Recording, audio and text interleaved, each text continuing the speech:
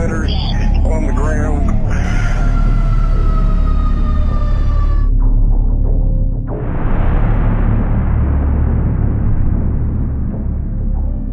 On the day of the accident, it was Friday, July 10th. Temperature was probably 90 degrees, mostly sunny. Normal day for the city of Raleigh. Started the day off and we went to the grocery store because the truck company, it was our day to cook. So the four of us jumped on the ladder and we took off to the grocery store and got our groceries. I had been online for 3 months and I was still in my probationary period, and that day I had been floated to the ladder to complete my training. We're heading back to the station and went through some of the downtown district, just getting some more time in behind the wheel because I'd only been on the truck 3 months, and stopped at the train station when we saw Rescue 2. So we stopped on Cabarrus Street that day and we were just kind of joking, talking with them, and it was really hard for me to hear. So at that time I had to put my window up so that I could hear what was going on, and that's when the house fire call came in. And as we're sitting there, we get dispatched to a structure fire. I could hear everything on the radio, on the headset, and Captain Page said, well, let me get dressed. At that point, I told my driver, Tommy McGee, I'm gonna step out of the rig and I'm gonna put my gear on. I unlatched my seat belt. And I had immediately grabbed my bunker pants and I was trying to put those on, and by this time, Captain Page had hopped back into the truck and we were gone, and we were going, and I've always worn my seatbelt.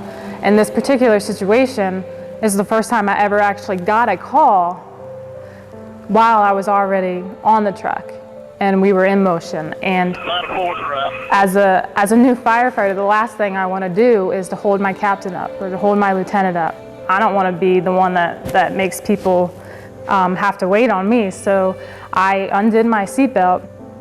As we were approaching Dawson Street on Cabarrus, I remember thinking, okay, I got to get my seatbelt latched back. I remember holding that seatbelt in my hand, and that's about all I can remember of that. But I do remember thinking I need to get that belt latched.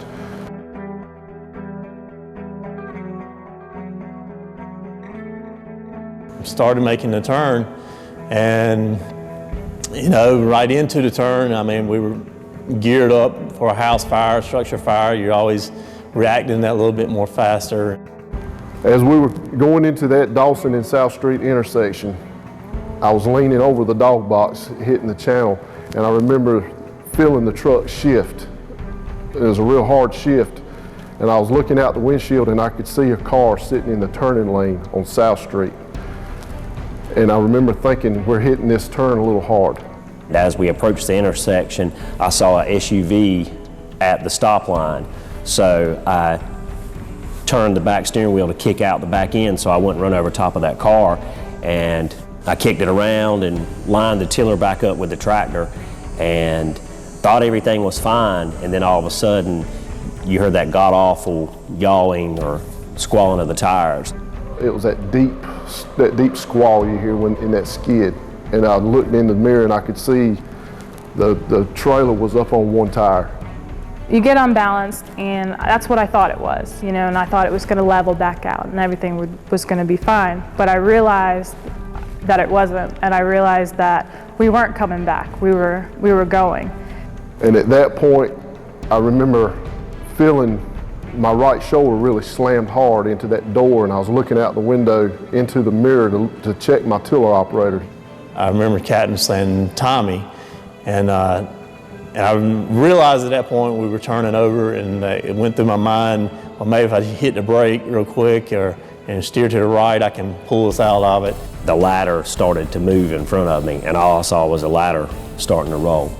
And I remember telling them, whoa, and it happened very slow, it seemed like. And I could hear the tiller operator yelling, whoa, whoa, whoa, whoa.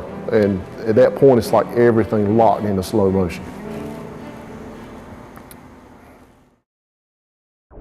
We have one ladder truck overturned, 3 firefighters on the ground. I just held on and closed my eyes after it started rolling because I didn't think I could do anything. It was happening so quick. So I just closed my eyes and just thought this is going to be really bad. The whole time I was thinking I almost had my seatbelt on, and I didn't get it in time. And I can't visually remember everything, but I remember what was going through my head and just praying that whatever happens, I just don't want it to hurt. I'm looking out the window at the sidewalk. Is there anybody on the sidewalk? What are we going to hit? Where are we headed? Because at this point, I knew we were turning over. I knew it.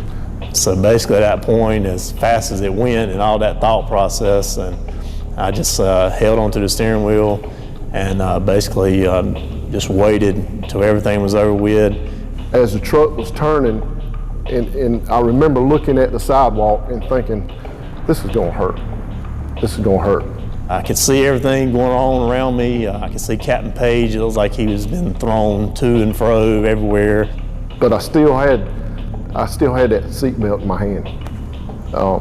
And it hit, and I can remember the sound of the metal bending, the gravel flying. I just had this big numb feeling. And then I remember this big impact, and then everything just went blank from there.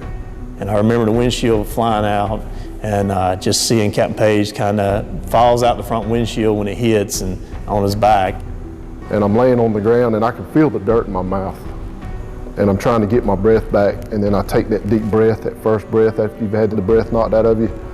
And as I'm sitting up, then I can feel the pain in my hip. And I remember sitting up on my hands, trying to get up on my knees and looking at my radio on the ground, my handheld radio, and it was in pieces. It was, I'd say at least 3 pieces. Thought for sure I'd broken my leg. All I could think at the time is, okay, I've got to get some help down here. I got to find out where my people are at, and I've got to get some help down here. Hey, Corey, did you copy there was an overturn, ladder 4? I can remember seeing Tommy. Tommy came around in front of me, and I'm looking up at him, and he's got that look on his face. It's hard to describe. And immediately I'm like, "Where's Kelly?" The firefighter was in the rear, and I need somebody to check on Jason, my tiller operator.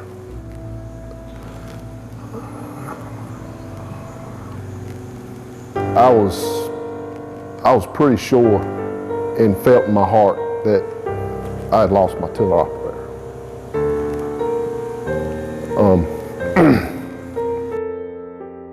So I go back in, I look in the back, and Kelly's nowhere to be found. And I'm like, man, all kinds of thoughts going through my mind. Like, where's Kelly? Is she underneath the rig? Is she been thrown out? And the first thing that I hit was that window that I had just put up. So I knew that if I hadn't had that window up, I would have been out. When I opened up my eyes, I had to close them again because of all the glass and the debris. And the rescue truck had got there. And all I could think was, is everybody all right? And he said, you're bleeding pretty bad, and we're going to have to cut you out. And all I could think was, then I got scared. It was really just seemed like mass chaos, and really all I could think about is how many people I've hurt in this wreck. It's going through your mind. I just remember opening my eyes and looking out the front window, which had been shattered, and I saw my captain, and the adrenaline, everything just kind of kicked in, and I just got up and immediately went to my captain. I took a pretty good blow in the head. Things fade in and out. What was going on at the time, I remember asking, how's Jason? Where's Jason at? And it seemed like, and they may have answered me, but I don't remember it. I don't remember anybody ever telling me, Jason's okay. I just couldn't open up my eyes because my face felt like it was burning. But later on, come to find out that I was cut all the way across my head and a bunch of chunks of skin were missing. And then the paramedics, I overheard them calling it a trauma. And I was like, who's a trauma? I was thinking about Steve and Kelly up front because I'd already saw Tommy. Kelly was sitting there with me, and I remember looking at her face, and she just had that look of terror in her face. She just, we all had been through a pretty tough point at that time, and I'm trying to get a grip on the situation because I felt like I needed to be in control, but there was no control there.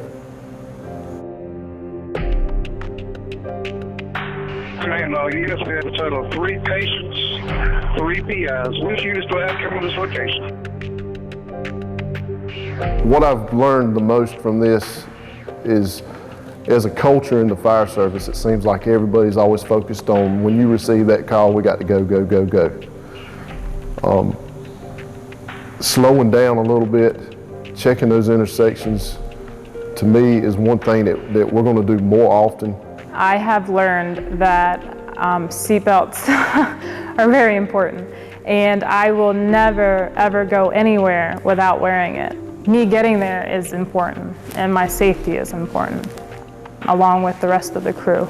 Seatbelts are the key. It saved my life that day, because if I didn't have it on, I'd have been straight across that yard.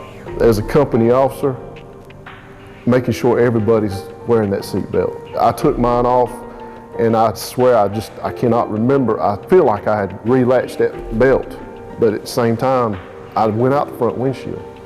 Was my mind so focused on making that run that I just forgot about that belt? Never thought of all the people that was associated with me going to the fire calls, how that it was my responsibility to make sure they got there safely and that they got back to the fire station safely. Looking back, I thought I knew where the line was. It really has made an impact on the way I think about that if I'm driving a piece of equipment.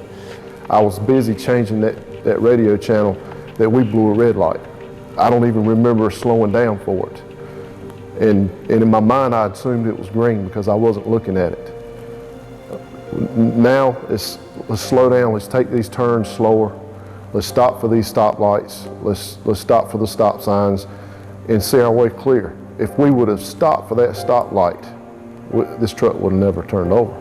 The key is we look after our families as much as we can. Well, when we're at work, we look after the citizens as much as we can. But sometimes we take that extra risk and we're looking after the customers by trying to rush to get there or the citizens to get there.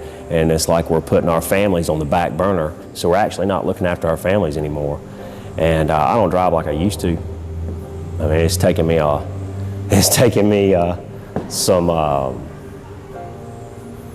some deep down inside, looking in my soul, thinking about it. And I love driving. I'm not scared to drive, but it was hard, and thinking about it every day. I can see this accident probably affected me more as a firefighter than any call that I'd been on previously. I eventually got to the hospital on that day, and I just can't help thinking about their moms and their dads and daughters and just brothers and sisters there at the hospital, and it's kind of being overwhelmed, like, well, I'm the reason now that they're here.